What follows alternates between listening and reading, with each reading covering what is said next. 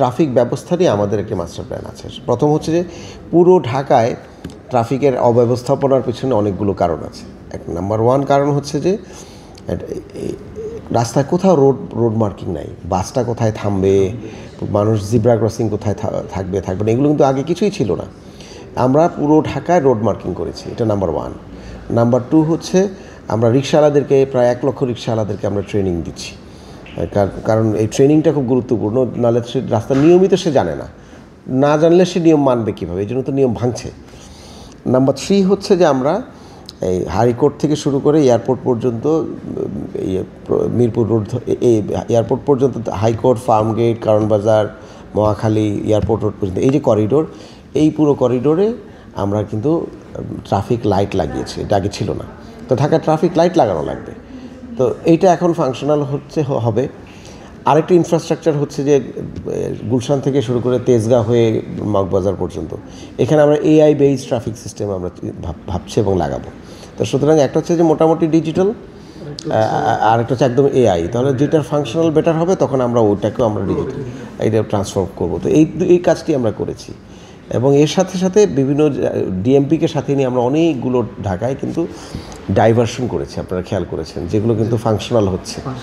বসিলা মনে আছে, আপনার মনে পড়ে কিনা যে মোহাম্মদপুর বাস স্ট্যান্ড আর বসিলার যে এইখানে কিন্তু খুব ফাংশনাল হয়েছে, বিজয় সরণিতে ফাংশনাল হয়েছে, আবুল হোটেলের এখানে এটা ফাংশনাল হচ্ছে। তো বিভিন্ন জায়গায় আমরা যখনই ডিএমপির সাথে মিটিং করে যেখানে জড়তাটাগুলো আছে সেগুলো ঠিক করছি। কারণ বাজারে আপনি দেখবেন যে এই একটা আমরা ইউটার্ন করে দিয়েছি, এবং কারণ বাজারে আগে সার্ভিস লেন ছিল, এরপর অনেক চড়া একটি হচ্ছে ওয়াকওয়ে, যেটা রাস্তার মাঝখানে, এটার কিন্তু কোনো ইউটিলিটি ছিল না, এটা আমরা এখন কার্পেটিং করে দিচ্ছি। তো কার্পেটিং করলে কী হবে, আগে এইটার পাড়ে এসে রাতের বেলা ভ্যানগুলো দাঁড়াতো এবং পুরো কারণ বাজার কিন্তু যানজট থাকতো রাতে, তো এটা আর থাকবে না। তো সুতরাং আমরা প্রতিটি জায়গায় ধরে এই কাজগুলো আমরা করছি। এটার সঙ্গে একটু আমি অ্যাড করি, সেটা হচ্ছে গণপরিবহনে একটা সমন্বিত উদ্যোগ গ্রহণ করা হয়েছিল, সেটা কি এখন স্থবির হয়ে আছে? না, এটা তো আসতেছে সামনে, রোডস অ্যান্ড হাইওয়ে, এটা তো আমাদের আন্ডারে না, এটা রোডস অ্যান্ড হাইওয়ের আন্ডারে। রোডস অ্যান্ড হাইওয়ে যদি একসাথে একই কোম্পানির আন্ডারে ব্যবস্থাপনায় বাসগুলোর সামনে নামাবে, আমরা আশা করি এখান থেকে একটা সিগনিফিক্যান্ট রেজাল্ট আসবে। হচ্ছে জন্ম মৃত্যু, নাগরিক সমস্যা, কিছু সেবা পেতে মানুষের ভোগান্তি সৃষ্টি হচ্ছে, এক্ষেত্রে নতুন কোনো উদ্যোগ বা প্রথম হচ্ছে কি 54টা ওয়ার্ডে আগে এই পুরো সার্ভিসগুলো দিতে হচ্ছে কমিশনাররা, মানে কাউন্সিলররা, এবং তাদের তো স্থানীয় লোকজন অফিস ছিল। এখন কাউন্সিলররা না থাকার কারণে এটা আমার জন্য কিন্তু একটা কষ্টকর বিষয়, যে প্রতিটি ওয়ার্ডে কি হচ্ছে এটা তো ওখানেই ওয়ার্ড লেভেলে কিন্তু মিট আপ হয়ে যেত। সার্ভিস, নাগরিক সমস্যা, নাগরিক সেবা, কোথাও ড্রেনেজ নষ্ট হয়েছে, কি হয়েছে, এটা আগে কাউন্সিলররা কিংবা তাদের লোকজন মিলে এটা করতেন। এখন তারা পলাতক হওয়ার কারণে এইটার দায়িত্ব আমাদের উপরে এসছে, আমার উপরে। হ্যাঁ, মানে এবং এই সার্ভিসগুলো আমাদের এখন আঞ্চলিক নির্বাহী অফিসে আসতে হচ্ছে, আমরা সেখানে এটা অ্যাড্রেস করে আমরা এখানে ডেডিকেটেড অফিস করে দিয়েছি, রুম দিয়ে দিয়েছি, কিন্তু এটা একটা চাপ পড়েছে আমাদের উপর ডেফিনেটলি, কারণ ওয়ার্ড ভিত্তিক যেটা সমাধান হওয়ার যোগ্য সেটা তো আমি পর্যন্ত এখন আসে, এটা আমার জন্য একটা বড় কষ্টকর এবং চ্যালেঞ্জিং। খালুদার ফুটপাথ মুক্ত রাখার জন্য আপনার যথেষ্ট পরিমাণে আমরা সোচ্চার দেখেছি, এ নিয়ে আপনার কোনো স্থায়ী কোনো পরিকল্পনা আছে? জি, আমরা আজকে অলরেডি জলবদ্ধতা নিয়ে একটা অ্যাকশন প্ল্যান দিয়েছি, যে ঢাকায় আমাদের অঞ্চলে প্রায় 7-8টি জায়গায় বড় জলবদ্ধতার জায়গা ছিল, আপনার মনে পড়ে কিনা, ধানমন্ডি 27, কালশি, মিরপুর 1 নম্বর, কাজীপাড়া, শেওড়াপাড়া, উত্তরের একটা অংশ, এয়ারপোর্টের একটা অংশ। এবার কিন্তু এখানে জলবদ্ধতা ছিল না।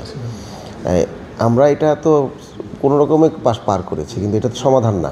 এটাকে সাস্টেন করার জন্য আমরা কিছু সলিউশন, কিছু ড্রেনেজ নেটওয়ার্ক, কিছু ক্যানেল নতুন করে খনন করা লাগবে, এটা আমরা করছি। এবং আপনারা জানেন, অবাক হয়ে যে আমি কিন্তু দায়িত্ব নিয়েছি 6 মাস, এর মধ্যে প্রথম মাসে আমরা একটা নদী উদ্ধার করেছি ঢাকার ভিতরে। তো সুতরাং এগুলো আমরা ধারাবাহিকভাবে করছি, এবং আমরা জানি আমরা কীভাবে এটা সমাধান করতে হবে। আমার জন্য এটা কষ্ট হচ্ছে। আমি যেটা করেছি, প্রথমে আমি এই প্রত্যেকটি জোন ধরে আমি কিন্তু গণশুনানি করেছি। গণশুনানি করাতে হয়েছে কি, মানুষজনের বাংলাদেশের ইতিহাসে তো নগরের লোকজন এসে নগর প্রশাসনের সাথে গিয়ে কিন্তু এই ডায়লগ কখনো করে নাই। তো তারা খুব এক্সাইটেড হয়ে তারা তাদের একদম ইন্ডিভিজুয়াল লেভেল পর্যন্ত কিন্তু বিভিন্ন ইস্যুগুলো আমাদেরকে বলেছে, আমি সরাসরি শুনেছি, সেগুলো আমরা লিপিবদ্ধ করেছি, নোট করেছি, করে আমাদের যে এক্সটেন্ডার যে প্ল্যান করেছেন সেই প্ল্যানের সাথে সমন্বয় করেছি। গত পরশুদিন আমি রাত্র 9টা পর্যন্ত অফিসে ছিলাম আমাদের সকল এক্সেদেরকে নিয়ে, যে তারা যেই প্ল্যানটা করেছেন আমি গণশুনানিতে যা পেয়েছি এই দুটোর মধ্যে সমন্বয় আছে কিনা। আমি দেখেছি অনেক জায়গায় সমন্বয় নাই। দ্যাট মিনস আগে তাহলে প্রায়োরিটি হবে শুনানি থেকে যা এসছে তারপরে প্রায়োরিটি হবে আমরা পরবর্তী যে ইনফ্রাস্ট্রাকচারগুলো করব। তো সুতরাং ওইভাবে আমরা প্রায়োরিটাইজ করছি। 6 মাসে আমরা অনেকগুলো প্ল্যান করেছি, অনেকগুলো প্র্যাগমেটিক সলিউশন করেছি। আগামী 6 মাসে হচ্ছে যে এগুলোকে সাস্টেন করে যাওয়া, এবং 4, 5, 6টি অথবা 8, 10টি যদি আমি পাইলটিং করতে পারি, সাকসেসফুল পাইলটিং ইনিশিয়েটিভ, যেটা ক্যান বি অন্যরা যারা আসবেন তারা এটা রেপ্লিকেট করতে পারবেন, অন্য সিটিজেনরাও জানবেন যে এইভাবেও কাজ করা যায়। তো তখন সেখান থেকে এই লার্নিং থেকে যদি ভবিষ্যতে যারা আসবেন তারা কাজ করবেন, এটাই আমার টার্গেট। জি, আমরা এটা করছি। এই যে আপনাকে দেখাই কী করবো। এই যে এটা দেখছেন, এটা হচ্ছে 18টি ওয়ার্ডের একদম ওয়ার্ড ভিত্তিক অ্যাকশন প্ল্যান করা হয়েছে। এটা আমি শেষ করলাম। বাকি 36টি ওয়ার্ডেরও আমরা একই কাজ করব। তাহলে ঢাকার প্রত্যেকটি ওয়ার্ডের জন্য আলাদা আলাদা অ্যাকশন মাস্টার প্ল্যান করা হবে, একদম ডিটেইল প্ল্যান।